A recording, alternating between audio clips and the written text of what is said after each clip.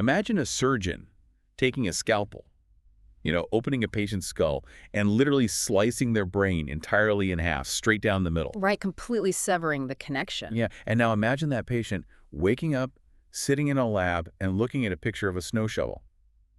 When the researcher asks them why they're pointing at the shovel, the patient just completely fabricates a bizarre lie. They invent a story right on the spot. Exactly. And the terrifying part is they believe their own lie with like 100% certainty. Today, we are looking at the deeply unsettling reality that your conscious, rational mind is not actually the CEO of your body. Far from it. Yeah. It is just a PR agent desperately covering up for your underlying instincts. It really completely shatters this comforting narrative we all walk around with, We want to believe that when we make a decision, whether that's who to vote for, what car to buy, or what is morally right and wrong, we are engaged in this process of rational engineering. Like we're punching numbers into a calculator. Exactly. We think we gather the facts, weigh the pros and cons on some sort of internal spreadsheet, and logically pick the best option. But the science says that internal spreadsheet doesn't actually exist at all.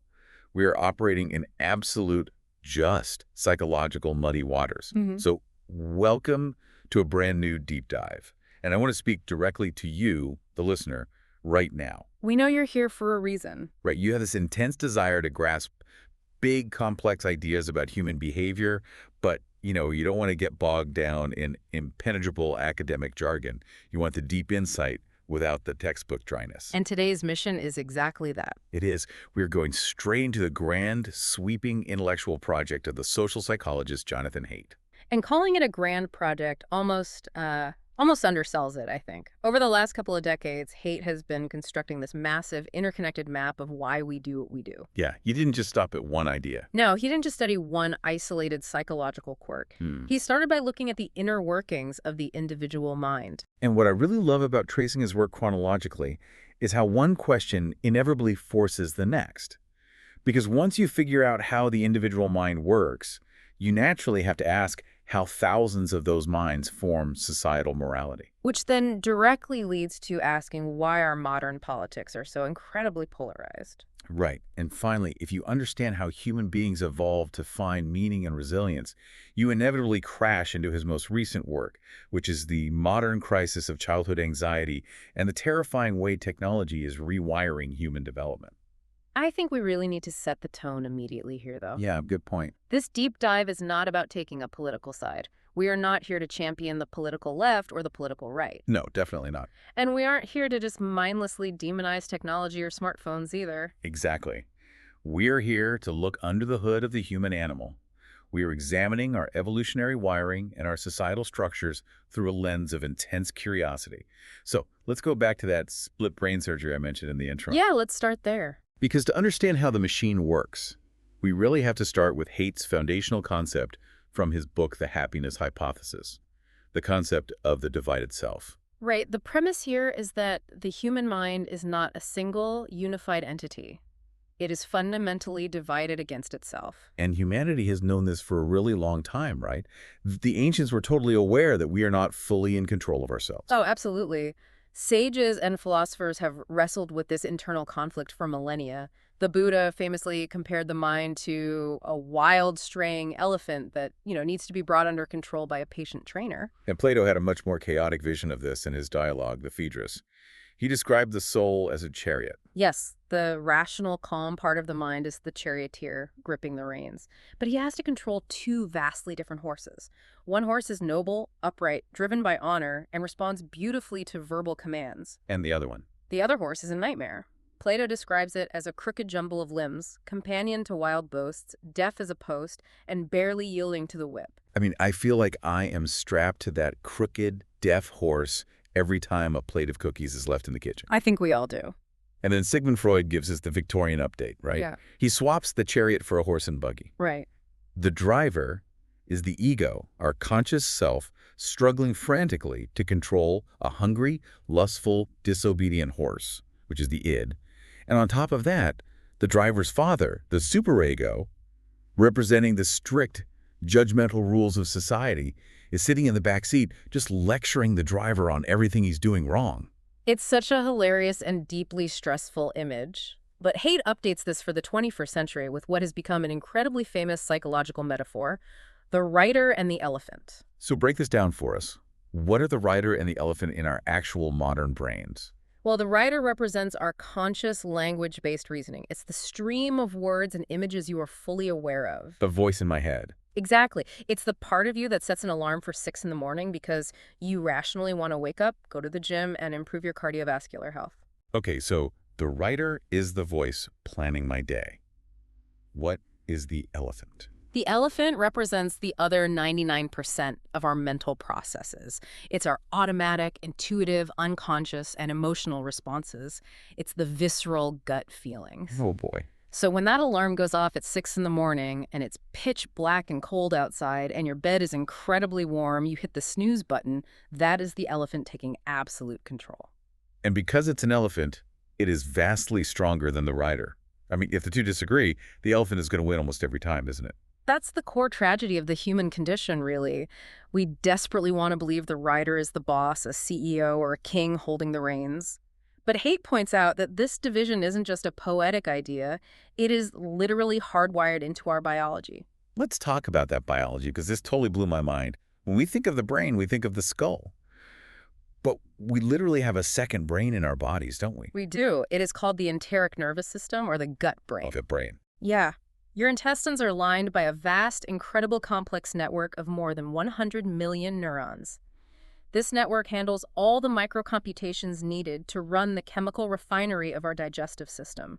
So there is a literal physical intelligence operating entirely independent of my conscious thoughts. Highly independent. If the vagus nerve, which is the massive biological cable that connects the head brain to the gut brain, is completely severed by a surgeon, the gut brain just keeps on working. It doesn't need instructions from headquarters. It's like a remote server farm that just keeps running even if the main fiber optic line is cut. Exactly. And Haidt brings up the 16th century French philosopher Michel de Montaigne here, which I found so illuminating. Montaigne basically retired to a tower to write essays observing his own mind and body, and he became obsessed with how his body just rebelled against his conscious will. Montaigne was uniquely attuned to the humiliation of having a body. He noted how our facial expressions betray our secret thoughts, despite our best efforts to keep a poker face. He talked about how our hair stands on end in terror, how our hearts race without our permission. He even had an entire section where he documented the autonomous bowels. Yes. And he was particularly fascinated by the rogue independence of the male anatomy, noting how it imperiously contests for authority with a man's conscious will. He realized our bodies have their own complete agendas, and modern science proves Montaigne right. The gut brain and the head brain communicate, but not always cooperatively. Exactly. That gut brain can trigger intense anxiety in the head brain if it detects an infection. Furthermore, they use the exact same chemical language. Like serotonin. Yes. This is why people taking SSRI antidepressants often experience gastrointestinal side effects. You are trying to adjust the serotonin in the head brain to fix depression, but because there are massive amounts of serotonin receptors in the gut brain, you end up interfering with the digestive system's autonomous functions. So that's the head versus the gut. But the division gets even more extreme when we look entirely inside the skull. Take us back to that split brain experiment from the intro, because I need to know how a human being can literally have two different realities existing in one head. This is one of the most famous and astonishing series of experiments in the history of psychology.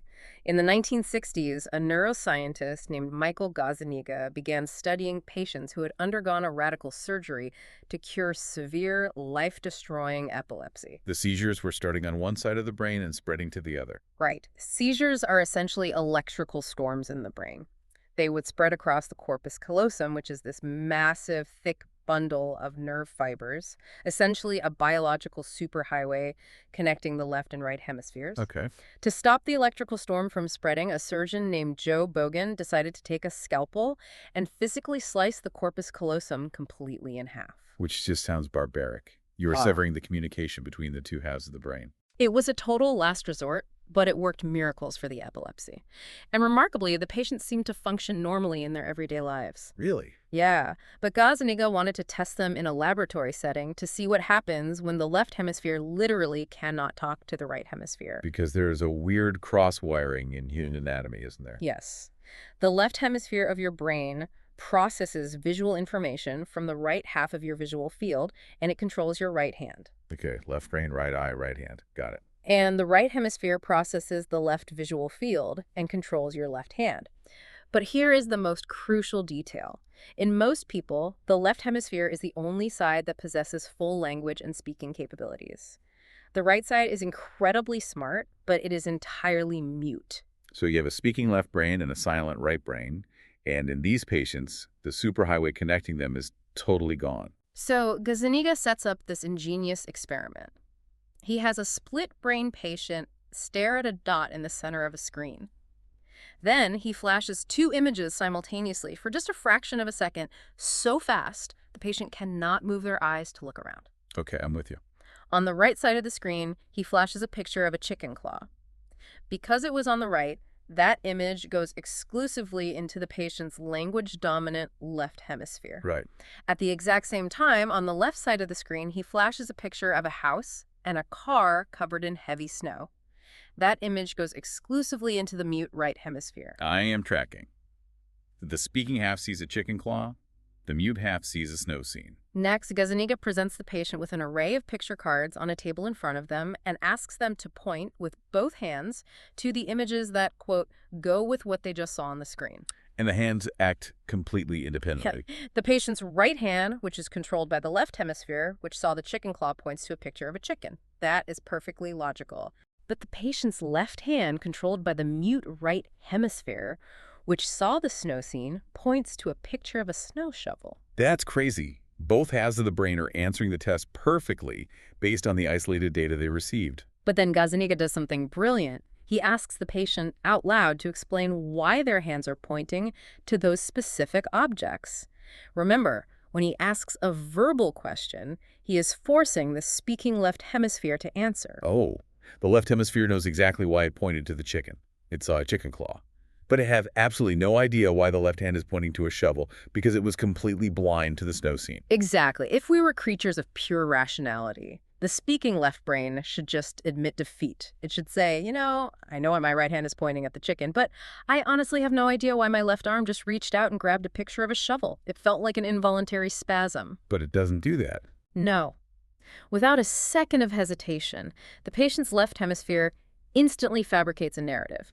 The patient says, oh, that's simple. The chicken claw goes with the chicken, and you need a shovel to clean out the chicken shed. It's just a spectacular lie. You need a shovel to clean the chicken shed. It's completely made up, but the patient doesn't feel like they are lying. Yeah. They feel like they are stating an obvious logical truth. The brain literally invents a plausible, coherent, post hoc narrative to explain a physical action it doesn't understand, and it does so instantly. Gazzaniga coined a term for this. He called it the interpreter module of the left brain. Okay, I have to step in here with an analogy because this shatters how I view my own internal monologue. Go for it. The writer, our conscious, reasoning, speaking self, isn't the CEO of the mind at all.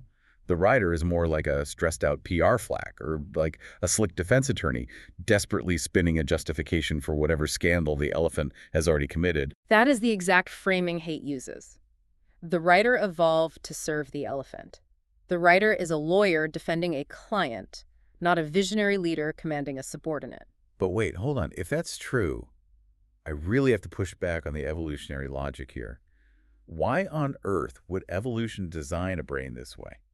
That's a great question. Yeah, I mean, why give us a massive, metabolically expensive conscious brain just so it can lie to us about our own motivations? What is the survival advantage of being a self-deluding press secretary? It's the perfect question to ask. If you think about human beings as solitary computers trying to solve objective math problems, it makes absolutely zero sense. But if you think about human beings as highly social primates who have to survive in tight-knit, gossiping groups, it makes perfect evolutionary sense. Okay, explain that. How does lying to myself help me survive in a tribe? Because in a hunter-gatherer tribe, your reputation is your currency. If you lose your reputation, you might get exiled. And for early humans, exile meant certain death by starvation or predators. So you had to stay in the group. Exactly. Once our ancestors developed complex language, they started gossiping. They started judging each other constantly. So you were always on trial. You were always on trial. So it became incredibly valuable for the elephant, which is driven by deep, selfish survival instincts, to get food and mates to carry around a full-time public relations firm on its back. Wow. If the elephant does something selfish, the writer's job is to instantly explain away that selfish behavior and convince the tribe that its motives were actually pure and beneficial for the group. We don't reason to find the objective truth. We evolved the capacity to reason so we could justify our intuitive actions to our tribe and avoid getting kicked out. That is wild. So our Mhm. individual rational minds are primarily just PR agents justifying our gut feelings. We are biologically wired to be self-righteous hypocrites. Pretty much, yeah. But if we're all just walking around making up rationalizations for our gut feelings, how on earth do we ever form a society? How do we decide what is right and wrong? This exact paradox is what drove the second massive phase of Haidt's career, leading to his book, The Righteous Mind. He realized that if our immoral arguments are just PR spin, he needed to understand the underlying client. He needed to understand the elephant. Exactly. He needed to understand the specific content of those intuitive flashes the elephant was having. Why do some things feel intuitively right and others feel intuitively wrong? Which brings us to his concept of moral foundations theory. Yes. Haidt, working with colleagues like Jesse Graham and Craig Joseph, theorized that human morality is not a single deduced logic puzzle. We didn't sit down and reason our way to morality. Like, we didn't just invent it on a whiteboard. No, instead, morality is an evolutionary first draft of the brain. We are born with innate, modular cognitive systems designed to solve the recurrent social challenges our ancestors face. And he uses this incredible metaphor about food to explain how Western philosophy has completely misunderstood this. He calls it the true taste restaurant. Let's walk through that thought experiment because it's so helpful. Imagine you are walking down the street and you see a new restaurant called The True Taste. You walk in, and the decor is stark white, very minimalist. You sit down, and the waiter hands you a menu. Okay, I'm there. But the menu only has sections for sugars, honeys, tree saps, and artificial sweeteners. I would be incredibly confused. Right. So you ask the waiter, do you serve actual food here, like meat or vegetables?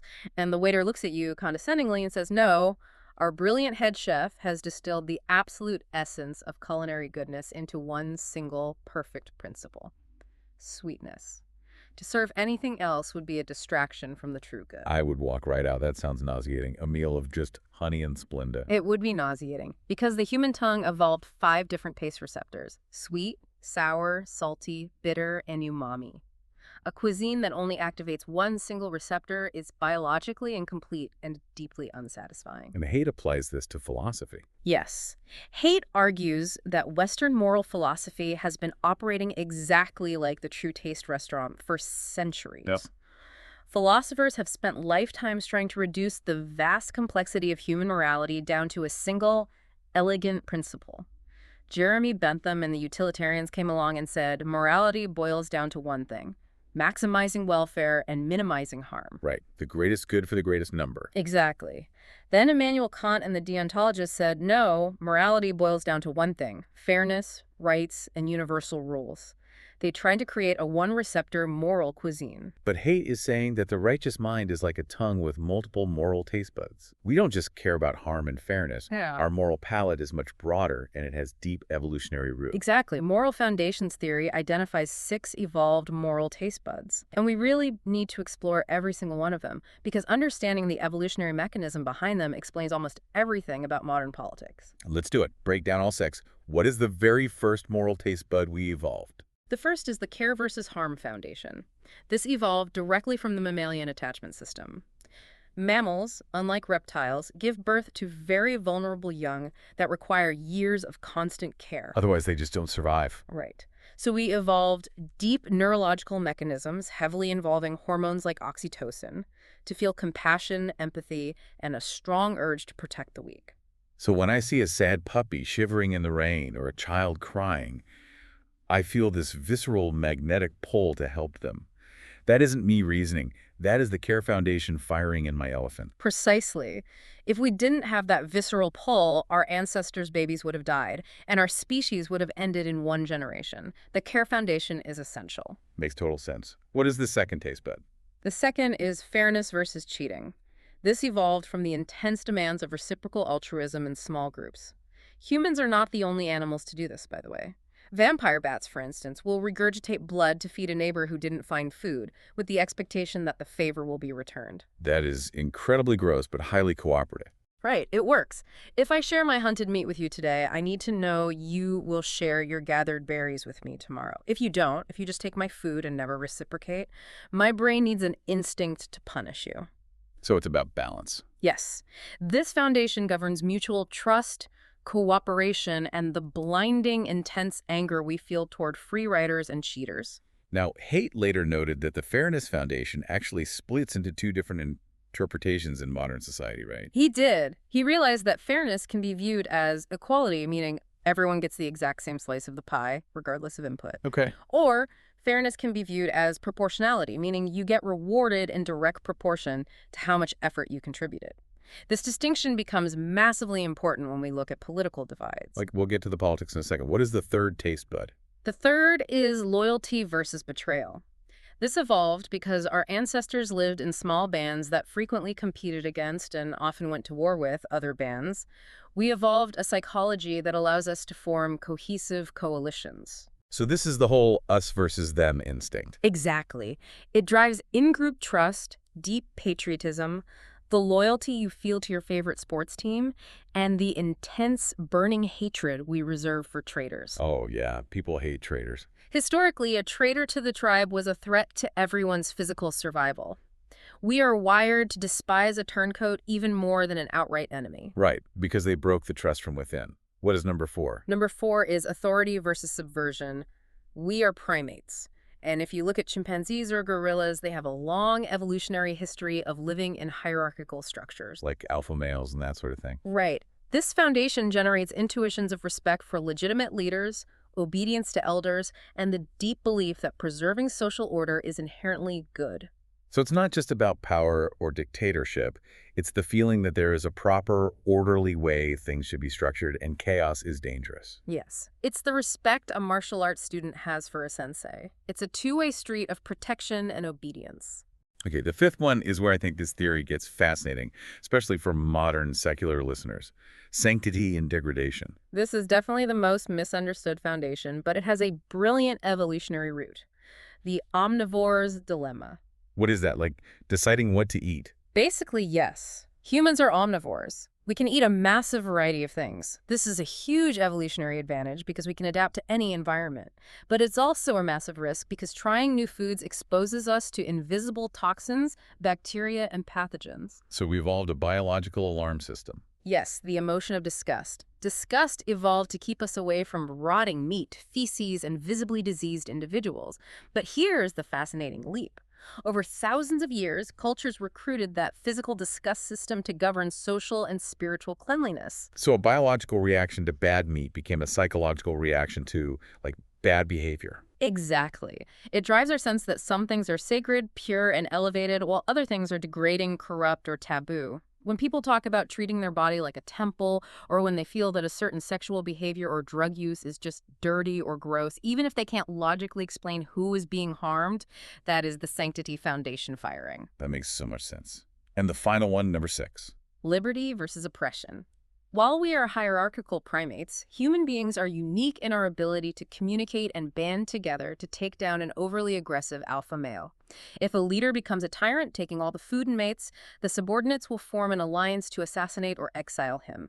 Anthropologists call this a reverse dominance hierarchy. So this foundation is the rebel instinct. It drives our hatred of bullies, tyrants, and illegitimate coercion. You got it. Okay, so we have these 6 moral taste buds.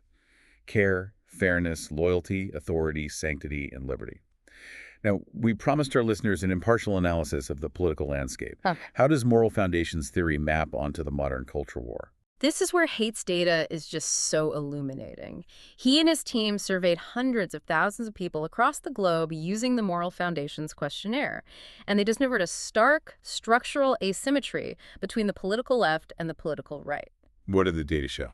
People in what Haidt calls weird cultures, which stands for Western, educated, industrialized, rich, and democratic, rely almost exclusively on just 2 of the 6 foundations, care and fairness.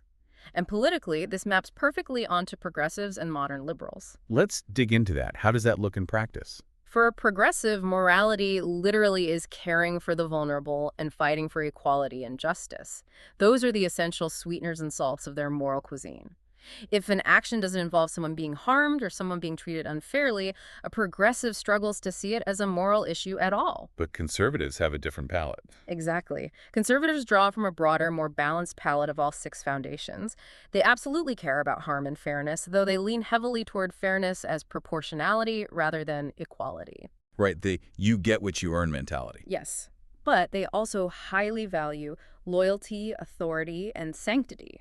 So this explains why political debates feel like people are talking past each other. They aren't just disagreeing on the facts. They literally cannot taste the morality the other side is cooking. Yes. When conservatives talk passionately about the moral importance of patriotism and border control, which is the loyalty foundation or respecting tradition, and the police, which is authority or preserving the sanctity of marriage and human life, which is sanctity, progressives often literally cannot comprehend it as a moral argument. Because they don't have those taste buds active. Right, because they don't use those taste buds in that context. They just hear bigotry, tribalism, or an irrational desire to control people. And conversely, when progressives demand radical changes to historical institutions in the name of equality, conservatives feel like the foundational pillars holding society together, authority and loyalty, are being recklessly destroyed. So purely from an impartial structural standpoint, this gives conservatives an advantage in mass elections. If you run a political campaign, a conservative candidate can cook a meal that appeals to a wider range of moral intuitions across the population. They have more ways to connect with the average voter's elephant. I want to ask a practical question here. What does this mean for us in everyday life? If I am at Thanksgiving dinner and I find myself locked in a heated argument with an uncle who is on the complete opposite side of the political spectrum, how do I actually use this rider and elephant model to communicate? Because usually we just end up yelling at each other's elephants. That is the million-dollar question for a polarized society. The absolute first step is realizing that you cannot reason with an elephant that is leaning away from you. What do you mean? If you start the conversation by pulling up statistics on your phone and telling your uncle why his facts are wrong, his rider is instantly going to go into defense attorney mode. He will pull up post hoc justifications to swat away your arguments. You will never, ever change his mind with logic alone. Because the intuition comes first, and the strategic reasoning comes second. Exactly. To influence someone, you have to talk to their elephant first. You have to trigger an intuition of friendliness, respect, or shared identity. You have to show the elephant that you are not a threat. And the way you do that is by validating their moral foundations. Give me an example of what that sounds like. How do I validate a foundation I might not agree with? If your uncle is arguing about an issue from a place of loyalty to the country or authority to institutions, you have to acknowledge the absolute validity of those concerns. You might say, I completely agree that we need strong, respected borders to maintain our national sovereignty, which validates loyalty. Okay, so you meet them where they are. Right. Once his elephant leans toward you and realizes you aren't an enemy to his values, then his rider becomes open to examining new evidence. Then you can say, but I'm worried that this specific policy is causing disproportionate harm to children, which introduces the Care Foundation. Man, that requires an enormous amount of empathy. You have to be able to genuinely taste the moral flavors they are tasting, even if it's not your preferred cuisine. It is difficult muscular work. It requires overriding your own elephant. Okay, so if we're all walking around with these deeply ingrained, intuitive moral taste buds, and our rational brains are mostly just generating PR spin to justify them to our tribe, it raises a massive question. How do we ever build anything? What do you mean? Well, how do we go from bickering, selfish individuals trying to protect our reputations to building the pyramids or forming global charities or launching the Apollo program? That is the ultimate paradox of human history. We are intensely selfish hypocrites, but we are also the most wildly cooperative species on the planet. And Haidt explains this paradox by looking at what he calls homo duplex, the two-level man. Let's explore that. We are operating on two levels simultaneously. Yes. Haidt argues that human beings were shaped by two distinct levels of evolutionary selection acting at the exact same time. We are, in his memorable phrasing, 90% chimp and 10% bee. Okay, the chimp part I understand. We are descended from primates who competed relentlessly for status, food, and mates within their own groups. We are constantly trying to climb the ladder. Yes, that is the selfish reality of our nature. We are always worrying about our individual reputation. The philosopher Glaucon laid this out brilliantly in Plato's Republic. Oh, this is the story of the Ring of Gyges, right? Yes, Glaucon tells the story of a shepherd named Gyges who finds a chasm in the earth after an earthquake. Inside, he finds a hollow bronze horse, and inside the horse is a corpse wearing a gold ring. Gyges takes the ring and soon discovers that if he turns the setting inward, he becomes completely invisible. The original Lord of the Rings. Exactly. And what does Gyges do with this power? Does he become a force for justice? No. Knowing he cannot be caught and his reputation cannot be ruined, he instantly sneaks into the palace, seduces the queen, murders the king, and seizes the throne. Typical chimp behavior. Right. Glaucon's argument is that human beings are only moral because we are afraid of getting caught. If you give any man the ring of invisibility, he will act selfishly. We are the 90% chimp. So that is the cynical view. Where does the 10% B come from? Haidt argues that we also have a more recent groupish overlay on our psychology. Yes, individuals competed within groups, but crucially, groups competed against other groups. And the groups that were full of selfish, individualistic chimps who wouldn't share or fight for each other got wiped out. They just couldn't survive the competition. Exactly. But the groups that could cooperate, cohere, and trust each other survived. Precisely. We are the descendants of the successful cooperator. Yes. We are conditional hive creatures. We possess a biological mechanism that Haidt calls the hive switch. And when the conditions are just right in our environment, the switch flips, temporarily shutting down our petty, selfish, Glauconian ego and allowing us to merge completely into a larger group consciousness. The sociologist Emil Durkheim observed this, didn't he? He called it collective effervescence. It's that passion and ecstasy you get when the boundaries of the self just melt away. Yes, Durkheim studied Aboriginal tribes in Australia and noted that their lives were split into two phases. Most of the time, they wandered in small family groups focused on individual survival. All right. But occasionally, they would gather in massive clans for intense, highly synchronized rituals. And during these rituals, they entered a state of collective effervescence that profoundly bonded them. So how do we actually flip this switch today? What are the modern triggers? There are several, and they appear across all cultures. One powerful trigger is experiencing awe in nature. Like Charles Darwin in the rainforest or Ralph Waldo Emerson in the woods? Exactly. When you stand at the edge of the Grand Canyon or look up at a vast starry sky, awe acts like a neurological reset button. It makes you feel incredibly small, it shuts down your daily anxieties about your reputation, and it opens you up to feeling connected to the vast universe. It primes the hive switch. That makes perfect sense. I've definitely felt that. What else? Synchronized movement and chanting. This is the most reliable way to flip the switch. When human bodies move together in time to a beat, the boundaries between the self and the other physically blur in the brain. So this is why military spend countless hours doing synchronized marching drills. It's not just to get from point A to point B. It's to literally fuse the unit together. Precisely. It's why choirs feel such deep emotional bonds. It's why the New Zealand rugby team performs the synchronized haka before a match. And it's why almost every indigenous culture utilizes rhythmic drumming and dancing around a fire. And Haidt has this amazing story about how this applies to modern secular people, too.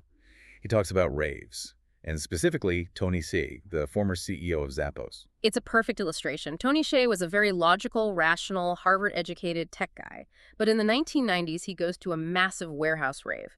The room is filled with lasers, fog, and thousands of people dancing in perfect synchrony to a relentless, wordless electronic beat. Just massive physical friction and synchrony. And Hsieh describes the experience as totally overwhelming. He said it felt like the existence of individual consciousness had completely disappeared. It was replaced by a single, unifying group consciousness. Wow. The entire warehouse felt like one massive, united tribe, and the DJ was the tribal leader orchestrating their heartbeats. That experience literally flipped his hive switch, and it changed the entire trajectory of how he later built the famously cohesive corporate culture at Zappos. And when groups enter this hivish state, they inevitably circle around what Durkheim called sacred objects, right? Yes, a hive needs a center point to generate its social electricity.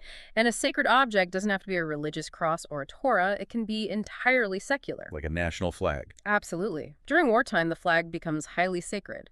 Soldiers will risk their biological lives to protect a piece of cloth because of the social electricity it represents. And what about for other groups? Well, for the political left, figures like Martin Luther King Jr. operate as sacred objects.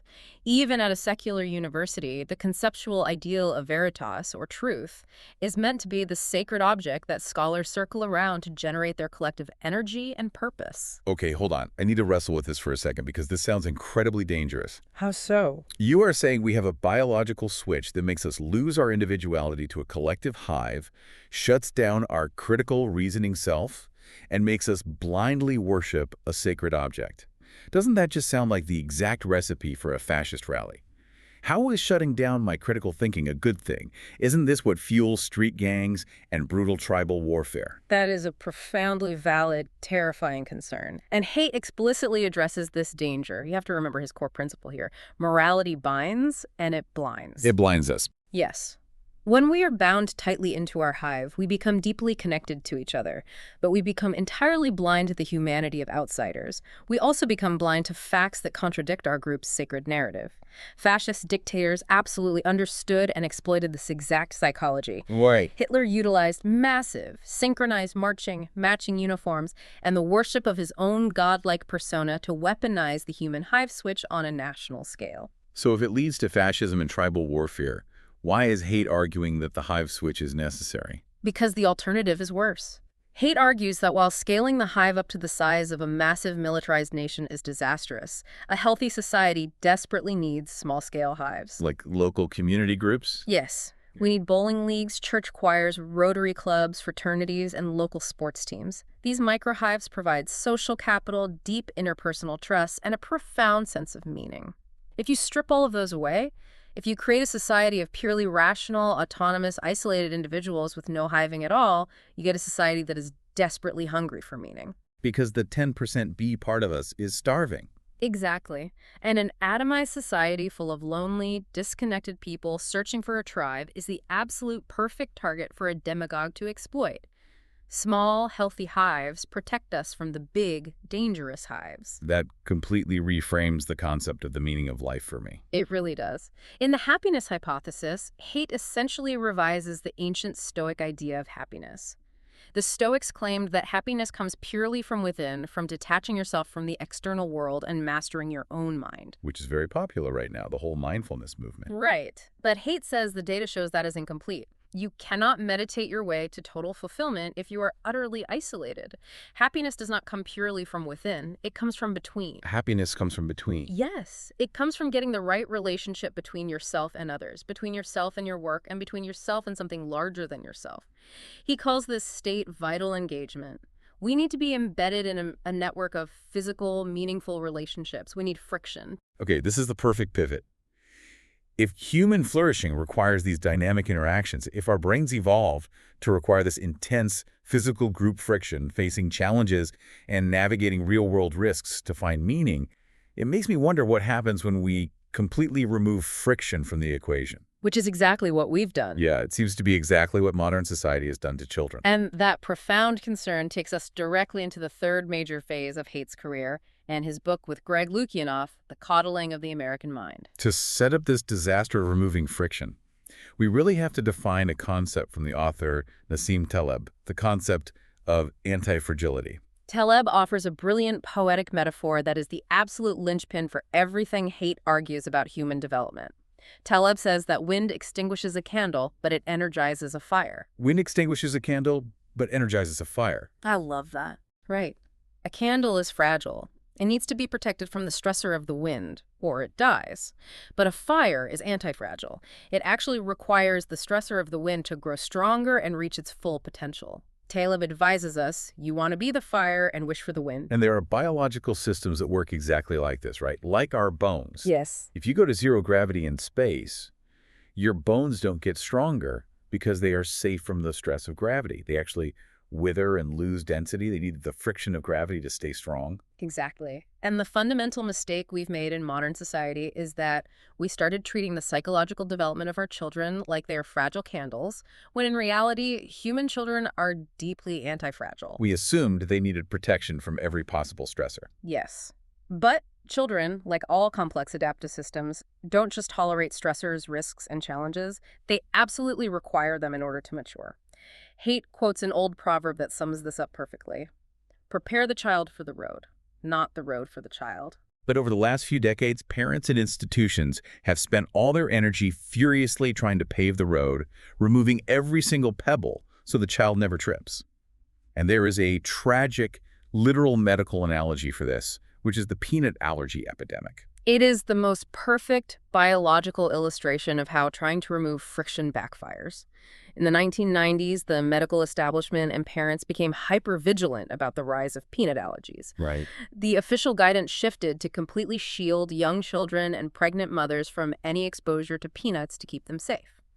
We put kids in a perfect peanut-free bubble. But the human immune system is an antifragile system. Exactly. The immune system is essentially a complex learning algorithm. It has macrophages and T cells that need early exposure to potential allergens, dirt, and bacteria in the environment to calibrate themselves. It has to learn what's dangerous and what's not. Right. The immune system needs to practice distinguishing between a lethal parasite and a completely harmless peanut protein. But because we kept kids in this sanitized bubble, their immune systems never got the training data. Exactly. The immune system was never exposed to the harmless protein, so it defaulted to a state of high alert. When those children finally were exposed to a trace amount of peanut later in life, the uncalibrated immune system panicked and overreacted violently. Wow. By trying to protect them, we actually caused a massive, terrifying spike in life-threatening anaphylactic peanut allergies. The cure turned out to be the primary cause of the disease. And Haidt and Lukianoff argue that our culture made the exact same catastrophic mistake with children's psychological and emotional development. We fell victim to a culture of safetyism. Let's define safetyism because it involves a massive, insidious concept creep. Yeah, explain how safety went from a good thing to, like, a religion. Well, physical safety is obviously a good thing. Wearing seatbelts, using bike helmets, putting smoke alarms in houses. Nobody is arguing against those rational precautions. Right, of course. But over the last few decades, the definition of safety crept outward. It expanded from physical safety to psychological and emotional safety. It morphed into the cultural idea that a person has a fundamental right to never experience negative emotions, to never be offended, and to never be triggered by an uncomfortable idea. And safety became a sacred value, just like the flag or the concept of truth. Exactly. And as we discussed with the hive switch, when a concept becomes a sacred value, you are no longer allowed to make rational trade-offs. Safety trumps everything else, no matter how trivial the potential danger. So it becomes extreme. Yes. So if a speaker comes to a university campus and presents ideas that make some students feel emotionally unsafe, that speaker must be banned and shouted down because protecting the sacred value of safety is paramount. But by protecting students from the wind of challenging, offensive, or difficult ideas, we are treating them like candles. We are actively depriving their minds of the friction they need to grow strong, resilient, and capable of functioning in a diverse democracy. That's the tragic irony of it all. How did this start? Why did parenting styles shift so drastically toward this hyperprotection? It arose from a combination of societal shifts. Sociologists point to the difference between natural growth parenting and concerted cultivation. Okay, what's natural growth parenting? In past generations, and still in many working-class communities, natural growth was the norm. Kids were sent outside to play unsupervised. They figured things out on their own. But then the middle class shifted to concerted cultivation. Yes. The childhood experience became hyper-managed. Every single minute of a child's day is scheduled with violin lessons, soccer practice, elite tutoring. And crucially, adults are always present in these environments, constantly monitoring and mediating every minor dispute between the kids. And this was fueled by an absolute panic in the media, wasn't it? Lenore Skenazy calls it paranoid parenting, or worse, first thinking. Right. Driven by the 24/7 cable news cycle, relentlessly highlighting incredibly rare cases of child abductions, parents became convinced that the physical world outside their front door was a predator-filled nightmare. It led to intense helicopter parenting. We entirely robbed kids of unstructured, unsupervised free play. And the irony is just sickening when you look at the data. I was checking the crime statistics while prepping for this deep dive. We are living in the statistically safest era in human history when it comes to violent crime and child mortality in the West. By far. Yet, we treat a suburban neighborhood like an active war zone. We literally have parents who won't let a capable 17-year-old ride the subway alone out of a paranoid fear of abduction. It's a tragic, catastrophic miscalculation of risk. We pulled our kids out of the physical world to protect them from incredibly rare physical dangers. But in doing so, we removed the unsupervised time their elephants desperately needed to learn how to judge risks, handle frustration, and resolve interpersonal conflicts without an adult stepping in. But nature abhors a vacuum. If we pull them out of the physical world, where did all their childhood energy go? It went online. Which brings us to Haidt's most recent blockbuster book, The Anxious Generation. We transition from a play-based childhood to a phone-based childhood. And this transition, Haidt argues, is the primary structural driver of the massive epidemic of adolescent depression, anxiety, and self-harm that began surging globally around 2012, right when smartphones and front-facing cameras became ubiquitous. Let's break down the neurology of this because it ties perfectly back to our earlier discussion of the divided mind. Haidt talks about discover mode versus defend mode. What do those states look like in a child's brain? When children are allowed to engage in physical, risky, unsupervised play, climbing high up in trees, skateboarding down a steep hill, or play wrestling with their friends, it sets their neurological system into discover mode. They are exploring. Yes. They are actively pushing their boundaries, exploring their environment, and building physical and psychological competence. This process intrinsically builds confidence and resilience, which is the ultimate natural inoculation against anxiety. But when we hover over them, constantly warning them to be careful, get down from there, watch out, we push their brains into defend mode. Exactly. When a child's brain is constantly in defend mode, they become hypervigilant, less secure, and fearful of the world. They view challenges as threats rather than opportunities. Now, I can hear a skeptic asking a very logical question here. Why can't kids just be in discover mode and face challenges online? It's a common question. I mean, they experience massive amounts of stress and setbacks in the digital world. They get yelled at by strangers in competitive video games. They deal with complex social exclusion on Instagram or TikTok. Why doesn't that digital friction build antifragility? Because human childhood evolved over millions of years in the physical, real world. Our minds, our elephants, are biologically expecting the challenges of the physical world.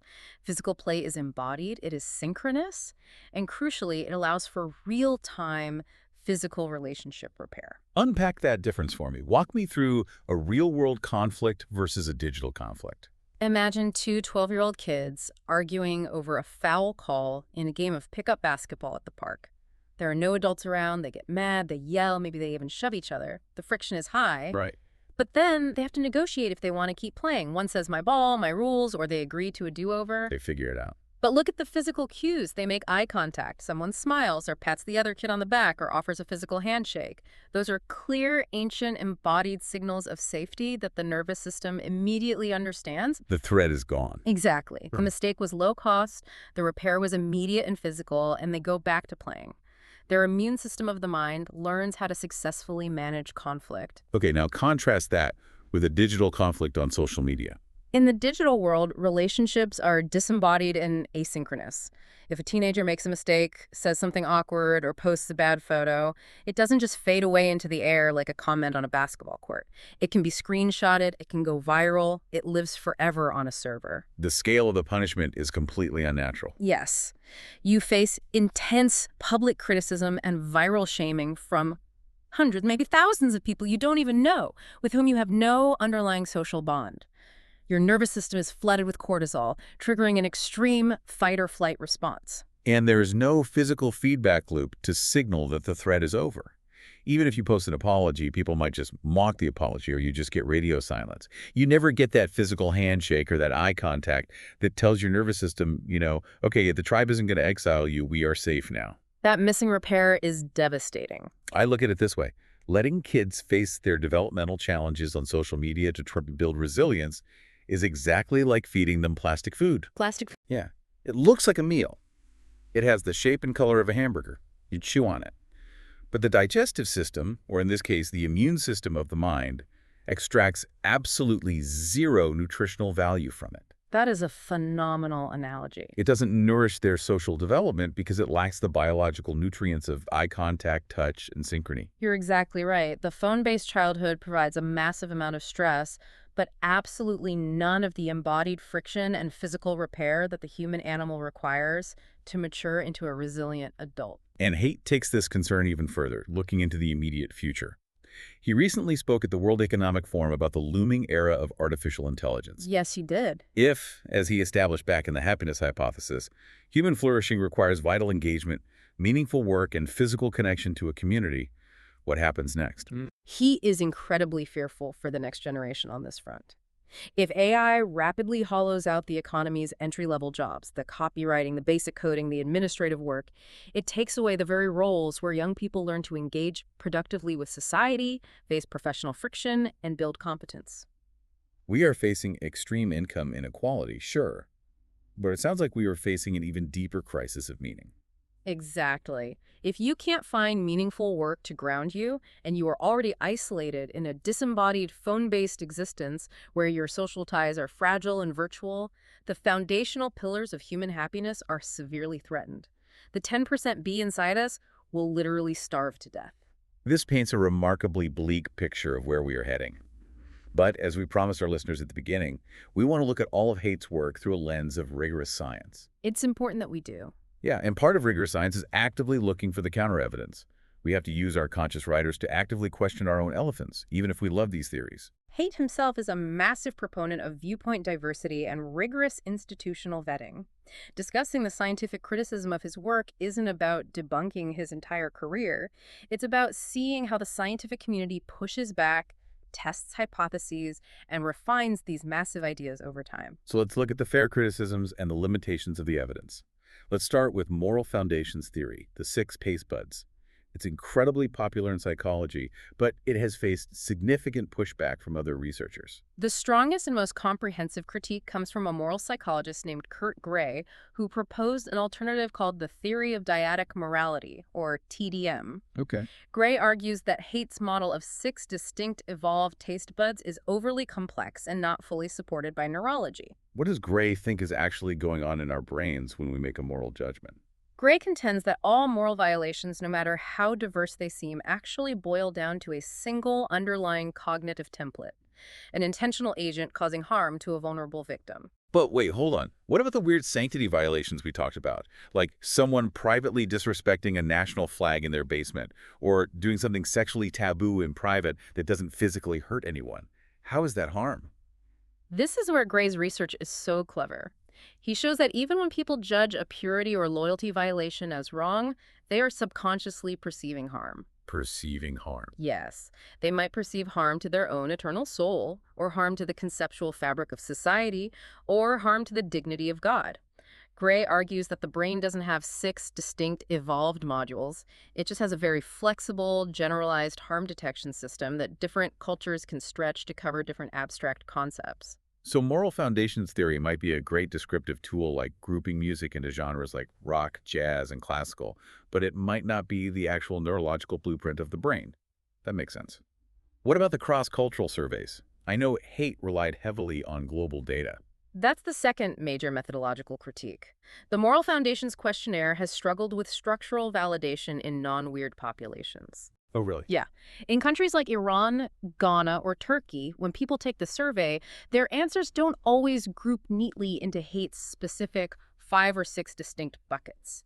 The purity and authority subscales are especially variable across cultures. It raises valid questions about how truly universal these specific 6 categories are, or if they're just the way Western researchers organize the data. Okay, let's look at the criticism of the hive switch and Homo duplex. The idea that we are 10% bee and that we evolved through group selection to physically merge into a collective. This faces intense scrutiny from mainstream evolutionary biologists. They remain highly skeptical of genetic group selection. Explain why. Why is group selection frowned upon in biology? Because of the free rider problem. The idea that evolutionary traits are selected at the group level rather than the individual gene level is seen as a theoretical anomaly that rarely happens in nature. Why is that? Well, if a group has a bunch of self-sacrificing altruists who are genetically wired to put the group first, a single selfish free rider will just exploit them. The free rider will take all the food, avoid all the danger, outbreed the altruists, and within a few generations, the altruist genes will completely disappear. Right. Evolution favors the selfish gene. So how do biologists explain human cooperation, if not through a genetic hive switch? Many scientists argue that human altruism and our hive-like behavior is much better explained by cultural group selection and something called gene culture coevolution. Gene culture coevolution. Unpack that for me. It means that we didn't evolve a biological hive switch in our DNA first. Rather, our early cultures rapidly invented institutions, rituals, religions, and norms that severely punished free riders and forced cooperation. Okay, so the culture came first. Exactly. As those cultural tools reshaped our environment, they then selected for genes that made humans more docile, rule-following, and cooperative. Ah, so culture drove the evolution, not the other way around. Exactly. Just like the cultural invention of dairy farming eventually led to the genetic evolution of lactose tolerance. The psychological phenomenon of self-transcendence and awe is undeniably real, but the specific, innate biological explanation Haidt offers for it is considered highly speculative by many hard biologists. Notice what we are doing here. Even if Haidt's theories perfectly align with our worldview, even if the rider and elephant metaphor explains my entire life and every argument I've ever had, we still have to look at the data. We have to be comfortable with nuance, open debate, and scientific friction. Which is the very essence of the anti-fragility that Haidt advocates for. Absolutely. So as we wrap up this massive journey, let's synthesize everything. We started with the divided mind, the rider and the elephant.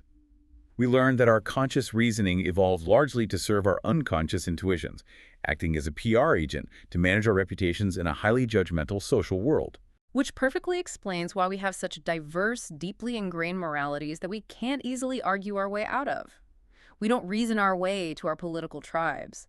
We are pulled there by our moral taste buds. And because of those deeply held moral matrices, we have this incredible capacity and profound need for tribal belonging.